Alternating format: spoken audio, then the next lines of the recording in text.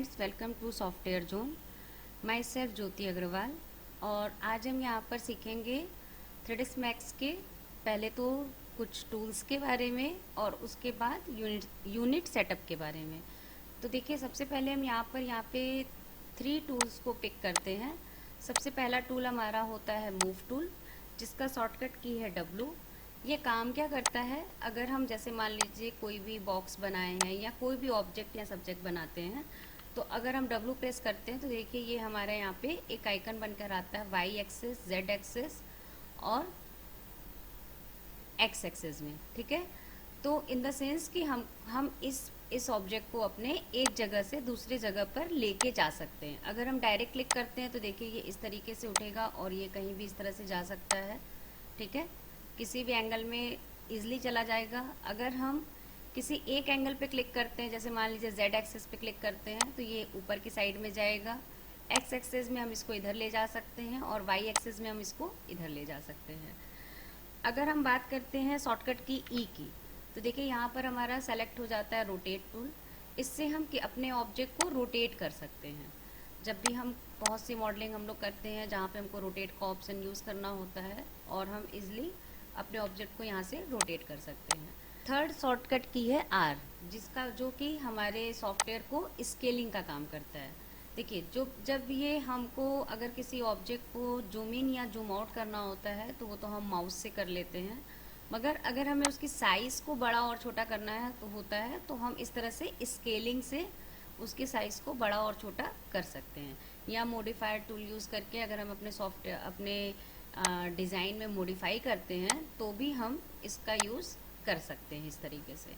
ठीक है, तो ये हो गया हमारे सबसे पहले 3 इम्पॉर्टेंट शॉर्टकट की और 3 इम्पॉर्टेंट टूल, जो कि पहला है मूव टूल और दूसरा है रोटेट टूल और तीसरा है हमारा स्केल टूल।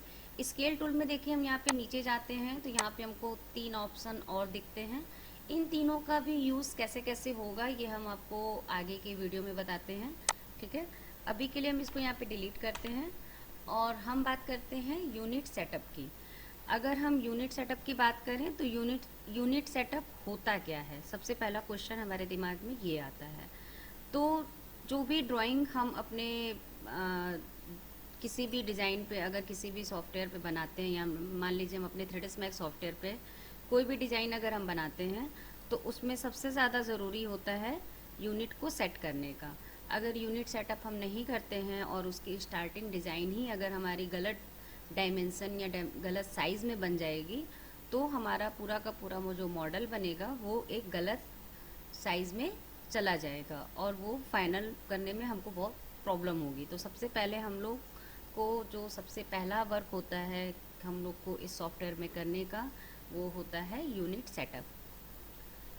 देखिए, अगर हम यूनिट सेटअप में जाते हैं, सबसे पहले क्वेश्चन आएगा कि यूनिट सेटअप में हम जाए कहाँ से। तो देखिए यहाँ पर हमारा है मेनू बार, और यहाँ पर मेनू बार में देखिए लिखा है सारी चीज़ें। यहाँ पर हम आते हैं कस्टमाइज़ पे।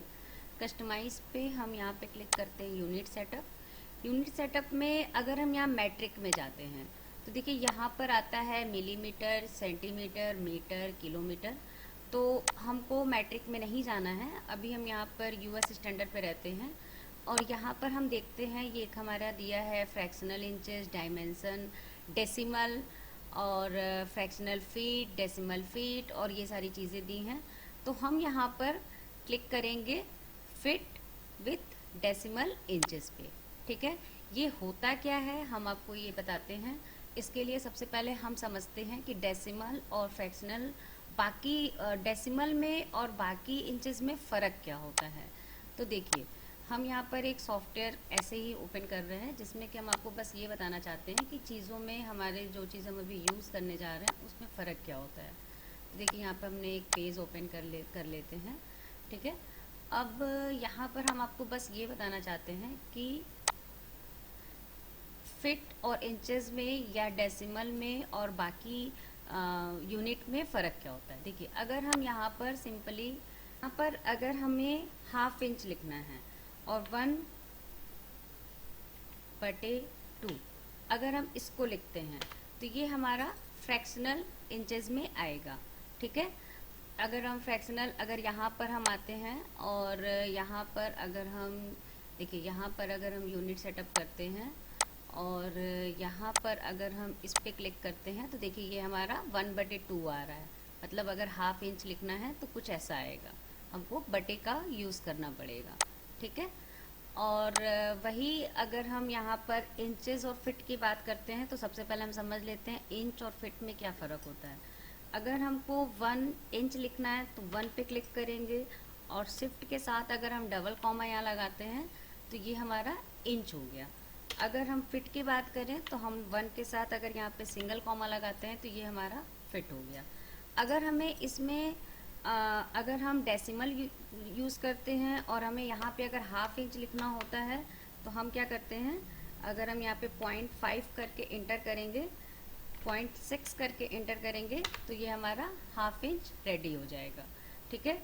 अब हम आप बोल रहे होंगे, सोच रहे होंगे कि हम ये 0.6 क्यों किए हैं, तो 1 फिट इज इक्वल टू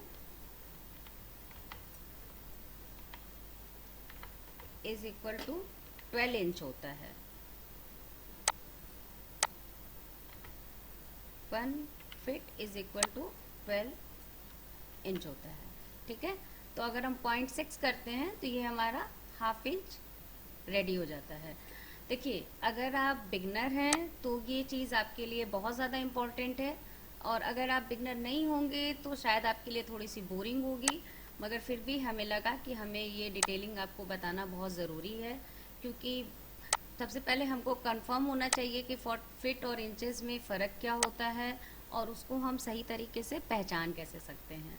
तो यहाँ पे हम अगर हम थ्रेड्स मैक्स यूज़ कर रहे हैं तो हम कौन से यूनिट पे काम करें, मैट्रिक पे करें कि डेसिमल पे करें कि फ्रैक्शनल पे करें। ठीक है। और इन तीनों में फ़र्क क्या होता है। तो सबसे पहले इसके लिए हमको ये समझना पड़ेगा कि यूनिट सेटअप को हम यहाँ पे लेकर कैसे आएँ। तो यहाँ पर हम देखे जाते हैं तो ये हमारा मेनू बार दिया है। मेनू बार में जब हम ऊपर जा रहे हैं, देखिए यहाँ पे लिखी है सारी चीज़ें, जिसमें हम कस्टमाइज़ में जाएंगे और यूनिट सेटअप पे ओके करेंगे। जब यहाँ पे क्लिक करेंगे तो ये मेरा यूनिट सेटअप का इंटरफेस ओपन हो जाएगा। सिस्टम यूनिट सेटअप पे हम यहाँ पे क्लिक करते हैं और यहाँ पर 1 inch is equal to 1 unit is equal to 1 inch पे रखते हैं, और बाकी चीज़ें हमारी जैसी हैं एज इट इज़ हम लोग इसको वैसे ही छोड़ देते हैं। यहाँ पर हम ओके कर देंगे और यहाँ पर हम आएंगे तो देखिए यहाँ पर अगर फ्रैक्शनल रखते हैं तो फ्रैक्शनल और डेसिमल में क्या फ़र्क होता है, या फिट और इंचेस को हम किस तरह से बताते हैं, ये चीज़ हमने आपको पहले भी बताई है। हम जो सेटिंग करते हैं यहाँ पर अभी आपको ये बता रहे हैं, यहाँ पर हम लोग क्या करेंगे, फिट विथ डेसिमल पे क्लिक कर देंगे। उसके पहले हम यहाँ पर क्लिक करते हैं जिससे ये मेरा ओपन हो जाएगा। तो ये जो 1/16 है, मतलब ये अगर काउंटिंग करेगा तो 16 पार्ट में हमारे जो हम साइज़ लेंगे उसको दिखाएगा। तो हम यहाँ पर इसको सिंपली, हमें इतना ज़्यादा छोटे यूनिट की ज़रूरत नहीं पड़ती है, तो क्योंकि हम लोग इंटीरियर और एक्सटीरियर में काम कर रहे हैं तो हम लोगों को इतना भी माइनर यूनिट की ज़रूरत नहीं पड़ती है। जब हम लोग प्लम्बिंग में या लाइटिंग में काम करते हैं तब हमको इसकी ज़रूरत पड़ती है। अभी हम यहाँ पे 1/2 पे भी लेंगे तो मेरा काम हो जाएगा। इस पर क्लिक करने के बाद यहाँ पर हम ये इसको ले लेते हैं फिट विद डेसिमल पे। ठीक है। इसको हम क्लिक कर देंगे और ये यहाँ पे हम इसको फिट पे क्लिक कर देंगे और इसको क्लिक करके यहाँ से हम इसको ओके कर देते हैं। अब देखिए, अगर हम यहाँ पे कोई बॉक्स लेते हैं और उसके बाद अगर हमको इसकी साइज़ यहाँ पे डालनी है 1 फिट 6 इंच, एंटर। तो देखिए यहाँ पे ये 1 फिट 6 इंच एंटर हो जा रहा है। यहाँ पर हम 1 फिट एंटर, तो देखिए ये 1 फिट हो गया, और यहाँ पर अगर फिर से हम 1 फिट एंटर डालते हैं तो ये मेरा 1 फिट हो गया। इसको भी हम 1 फिट एंटर करते हैं तो देखिए ये हमारा 1/1 का एक बॉक्स बन के तैयार हो गया। ठीक है। एक क्यूब बन के तैयार हो गया। ये हुआ, ये हमारा हुआ मतलब इंटीरियर डिज़ाइन और आर्किटेक्ट डिज़ाइन को यूज़ करने के लिए परफेक्ट यूनिट सेटअप जो हमें यूज़ करना चाहिए वो हमें यही करना चाहिए। और अगर हम ऑटोकैड की फ़ाइल लेकर आते हैं और वो किसी साइज़ में बना हुआ है, जैसे मिलीमीटर में बना हुआ है, तो या इंचेस में बना हुआ है या फिट में बना हुआ है, तो हम उस ऑटोकैड के प्लान की साइज़ के अकॉर्डिंग ही अपने 3ds Max के यूनिट सेटअप पे सेटिंग को ऑन कर देंगे।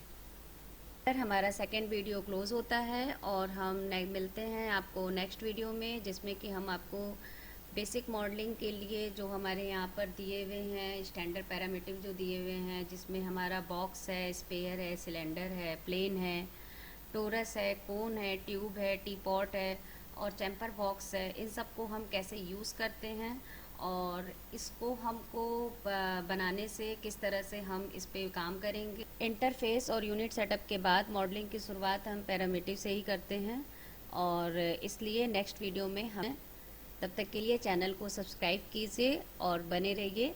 Thank you so much.